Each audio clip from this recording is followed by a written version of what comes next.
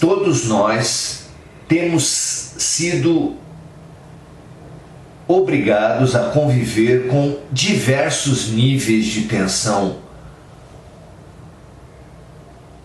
seja pelas questões mundiais, seja pelas questões nacionais, pelas questões familiares e por nossas questões individuais. Muito comumente pela somatória de todas essas situações. E o que fazer?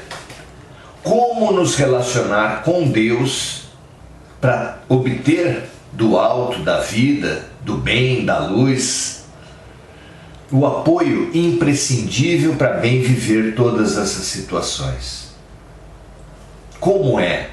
Qual é a maneira saudável, produtiva, necessária para nos relacionarmos com Deus diante de tantas aflições? Hoje, tomando o Evangelho segundo o Espiritismo, no seu capítulo 28, Coletânea de Preces Espíritas, nós chegamos ao item 26, que tem por título Nas Aflições da Vida, para nos ajudar nessa reflexão da nossa relação com Deus diante dos problemas da vida. O que Kardec nos ensina? Então, no capítulo 28, ele sempre faz um prefácio e depois enuncia uma prece.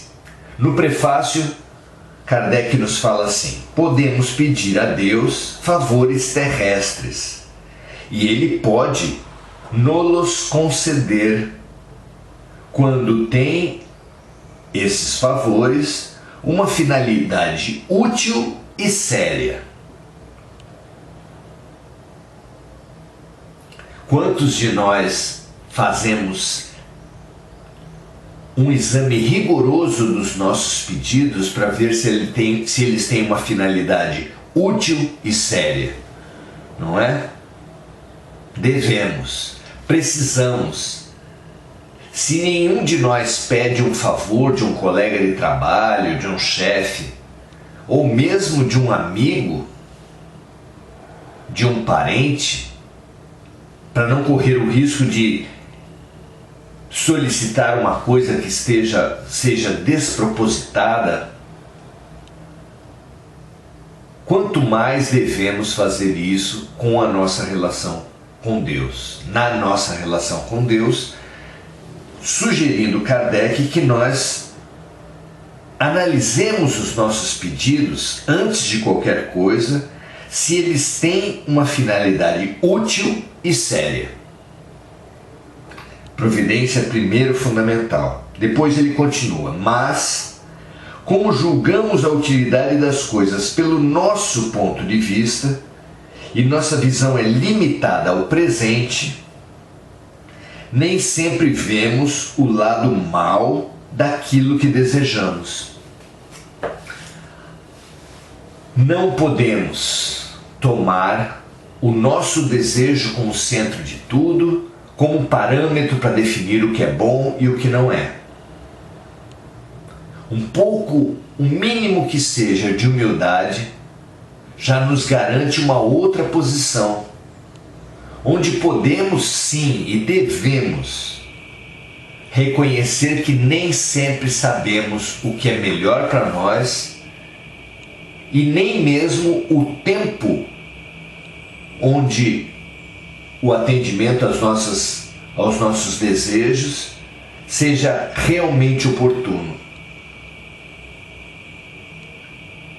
Então ele continua assim: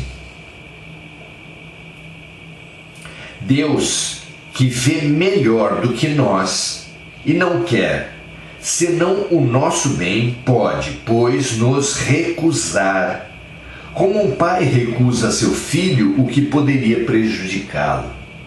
A comparação é preciosa, não é? Será que bons pais são aqueles que dão tudo o que os filhos querem, no momento que eles querem? Claro que não. Porque os filhos, na sua inconsciência, pedem coisas e em momentos que podem lhes prejudicar. E os pais então têm o dever de não atender, não é?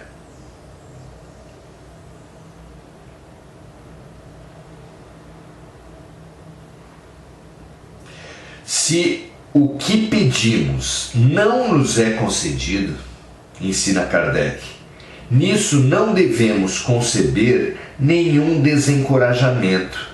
É preciso pensar, ao contrário, que a privação do que desejamos nos é imposta como prova ou expiação, e que a nossa recompensa será proporcional à resignação com a qual a tivermos suportado. Então, se diante de um hospital da Terra, que tem tantas falhas, diante dos profissionais de saúde da Terra, que tem tantas falhas, porque são seres humanos, são criações dos homens, nós apresentamos paciência, nós compreendemos as demoras, as insuficiências. Quanto mais devemos aceitar os ritmos, as intensidades diferentes que Deus oferece a cada um dos seus filhos. Ainda mais por saber que Deus nos dá o que a gente precisa, na dose que a gente precisa, no momento exato que a gente precisa. Como pode que as questões dos homens, falhas como tudo que é humano, sejam suportadas por nós, e as questões de Deus, perfeitas, não cai uma folha de uma árvore que não seja pela vontade de Deus? Nós nos impacientemos, busquemos a solução imediata, exijamos a solução da parte de Deus. É um contrassenso total, não é mesmo? Então Kardec nos diz: se o que pedimos não nos é concedido, nisso não devemos conceber nenhum desencorajamento. É preciso pensar ao contrário, que a privação do que desejamos nos é imposta como prova ou expiação, e que a nossa recompensa será proporcional à resignação com a qual a tivermos suportado. Ou seja, se nada acontece sem a permissão de Deus, certamente não acontecer no ritmo que nós queremos, na intensidade, na ocasião que nós queremos, traz dentro disso, dentro do atendimento ou da demora do atendimento, um processo terapêutico, uma característica da terapêutica de Deus que é tão exata como a lógica nos aponta, como o nosso coração nos diz.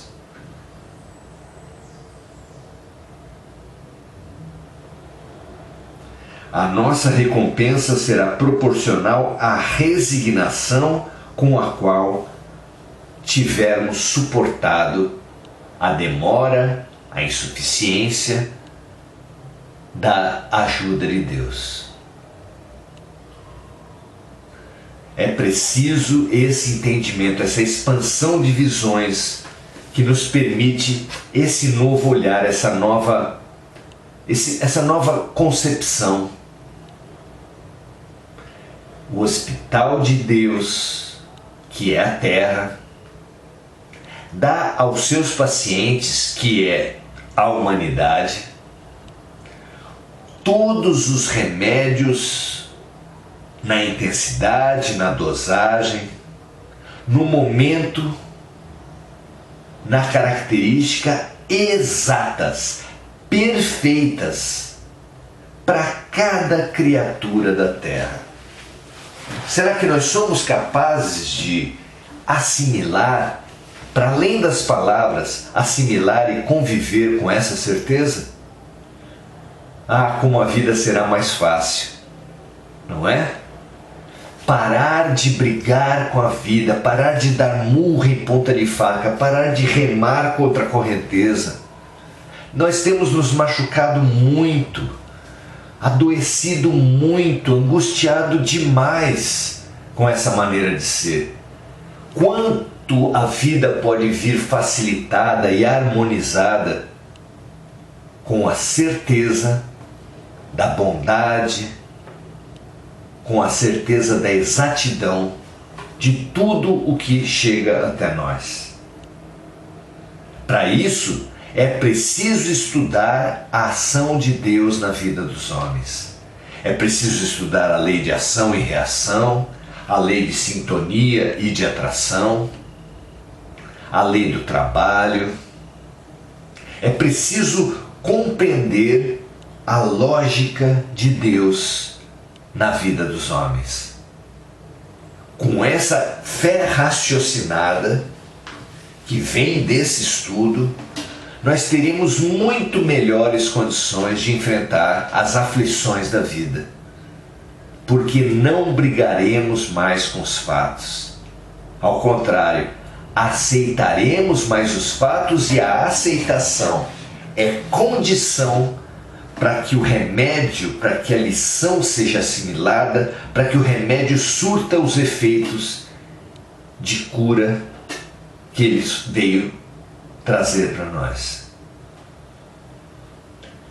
Conquistemos a aceitação com a fé raciocinada, e conquistemos a fé raciocinada pelo estudo, mesmo que você não queira se desapegar, se desligar da sua religião, ou não queira se filiar a nenhuma religião. Estude as leis de Deus. Recomendamos fortemente que você leia e estude o Livro dos Espíritos, porque ali são elencadas diversas leis, normas, referências, através das quais Deus atua na vida dos homens.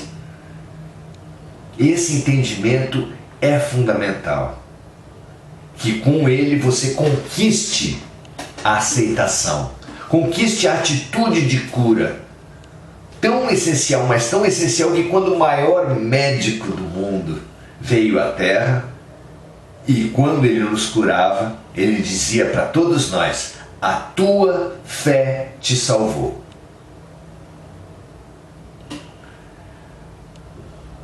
Que essa fé amenize os nossos dias e nos fortaleça para vivermos todos os embates na certeza de que, se eles foram permitidos, se eles foram trazidos até nós, não pode ser em outra condição que não seja de lição perfeita, de remédio exato para as nossas vidas.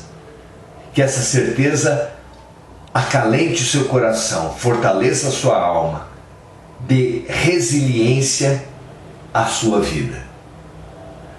Um grande abraço, perfeito enfrentamento diante das aflições da vida, porque nós precisamos muito uns dos outros, e mais do que tudo, sobre todas as coisas, precisamos como nunca de Deus. Um grande abraço para você. Compartilhe essa live se você entender que ela pode ser útil a alguém, e foi um grande prazer aprendermos juntos, nos fortalecermos juntos, praticarmos juntos isso que nós conquistamos na noite de hoje. Fé, fé raciocinada, força, lucidez para todos nós diante das aflições da vida. Grande abraço e até a próxima.